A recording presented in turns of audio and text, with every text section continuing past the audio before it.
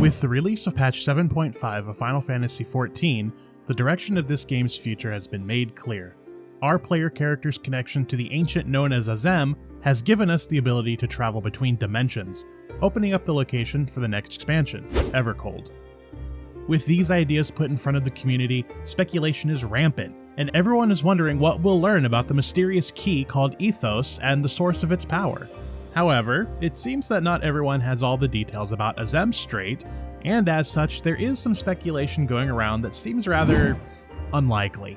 Most notably is the idea of Azem as a future antagonist, or even the big bad of the current saga, the Godless Realms. I think we need to sit down and talk about what has been explained thus far, because, well, no. Azem is not the bad guy. Here, let me explain. First of all, let's establish what we know for sure. Azem refers not to a name, but a title. This title was granted to a member of the Convocation of 14, the ruling body of the ancient world. The Ancients predated the current version of Final Fantasy XIV setting, and were a civilization of powerful spellcasters, who sought to create a truly egalitarian and peaceful society. The seat of Azem was focused on exploration, problem-solving, and adventure. This role resembles closely the actions of the player thus far, a heroic individual who will solve issues big and small. We are told of at least one wacky adventure that Azem went on, to stop an island with a unique strain of grapes from being destroyed by an erupting volcano. This understanding of Azem paints a picture of someone who is rambunctious and heroic, unlike the more regal and stoic members of the Convocation that we have interacted with. It's important to remember that while the Convocation would pass their titles down as members retired, each new member was a distinct individual. For instance, Vana was once a holder of the seat of Azem, before she passed it down to her protege. Said protege was their own person who made their own decisions, and did not receive the souls or memories of anyone beforehand. Some people seem to conflate that with what occurred later, when the Ascians would give memories to sundered individuals. This was not the tradition of the Convocation as it existed in the ancient world. The final holder of Azem's seat, in addition to being Vana's protege, was a close friend of the last Emet-Selch, Hades, and Hythlodaeus. Despite these connections, however, we are told that Azem was not on the side of Zodiark or Hydaelyn during the final days. For rejecting the plan of creating Zodiark, the seat of Azem was dissolved and the Convocation rebranded, as being composed of 13 members instead of 14. Similarly, those following Vana reached out to Azem to request their aid in the creation of Hydaelyn, but heard nothing back. Azem apparently was not a fan of either plan. Left to their own devices, whatever they may be, they were sundered when Hydaelyn split all of reality into 14 pieces. The soul of Azem, split this way into 14, would go on to reside in each individual reality's lifestream, ready to be reborn into new beings as all souls do. While the new beings with a fragment of Azem's soul would not recall being Azem, nothing would erase the color of Azem's soul, as seen when it is recognized by both Emet-Selch and Hythlodaeus. Our Warrior of Light, the player character of Final Fantasy XIV, was born with Azem's soul in the source, the original world that the other reflections were created from.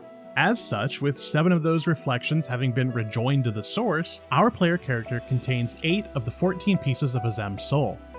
Later, during Shadowbringers, we become well acquainted with Ardbert, who contains the remnant of Azem belonging to the first. Ardbert sacrifices his individuality to empower us, leaving us with 9 pieces and 5 more remaining. Those 5 pieces do provide the opportunity for more individuals like Ardbert to appear in the future, though those people would be individuals who would not likely know of this connection as we do. There's also the matter of the orange crystal given to us on the first. It's explained to us that the 3 unsundered Ascians created crystals containing the memories of the other Convocation members who were sundered by Hydaelyn, which they then would give to those born with pieces of their souls to return them to their prior states and recruit them as Ascians. Despite Azem being kicked out of the Convocation, Emet-Selch's friendship for them led them to create a special crystal for Azem, one imbued with the spell of Azem's creation to call friends to their side. We inherit this special crystal and are uniquely able to wield its power to summon allies for dangerous battles. However, its symbol, that of the constellation symbol for the sun, also appears on the key in Dawntrail. Said key has mysterious origins still, but can allow its users to travel between dimensions. With the role of Azem as the Traveler and our apparent ability to use the key when others could not, it's clear it has some connection to Azem. With that explained, let's go back to speculation. Many are looking forward to what we learn about Azem, and I'm right there with them. However, those thinking that Azem is due to be an antagonist or otherwise opposed to us are maybe missing a key point. Azem no longer exists as an independent being. Azem is not lost or missing or sealed away. The identity of Azem lives through our character. The nature of the life stream is to strip the soul of its memories before redistributing it to new life. As our character was born many millennia after the Sundering, we are most certainly not holding on to fragments of Azem's memories. They cannot emerge and serve as a separate person or entity.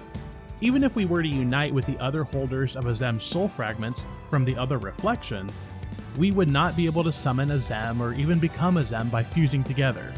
We are ultimately our own person. Additionally, Azem has shown themselves to be nothing but heroic. While the idea of Azem turning hostile might appeal to some as a subversion of expectations, there's more to good storytelling than subversion.